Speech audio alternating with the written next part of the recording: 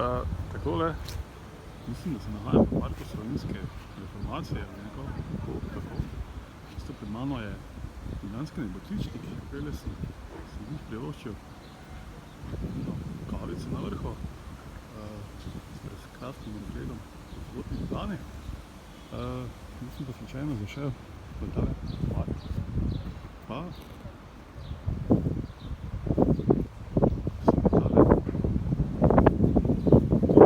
si padli v oči, pa sem rekel, da grem pogledat, kaj pa to je.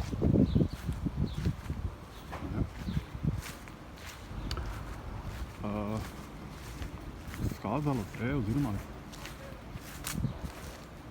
da je to papirjevka Ursonetija, sorodnik murve. Je kar tak agresivna, ne? Z svojimi koreninskimi izrastki. Tole raste vsepovsod, tudi dlje od drevesa. Ja, sta kar lepi drevesi z zelo široko krošnjo. Tudi korenine lahko vidimo, kako ko se površinsko razraščajo daleč stran od drevesa. Tale korenina je dobila zagotovo pol metra, samo drevo, debelo nekje 80 cm. Običajno sem videl bolj take kilove primerke, ne? V Zagrebu raste ena taka bolj bogo drevo v parku kralja Zvonimira, če se ne motim, tam pri avtobusni.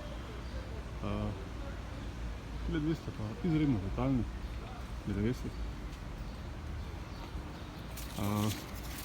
Posebnost teh listov je tudi, da so lahko različni na istem drevesu. Podobno kot pri murvi, ki je sorodnica, prav tako je tudi sorodnica maknura ali osaški oranževec. Mislim, da se to bolj pri mladih drevesih, oziroma mladih pogankih, vidi ta raznolikost listov, da so lahko več krpati. Aha, tu je en list. Samo običajno so bolj globoko noter zarezane. No, tale je taki. Mislim pa, da gre za kar precej invazivno vrsto. Če ne pri nas. No, tukaj so tako razdeljeni, oziroma nasefrani listi v narekovajih.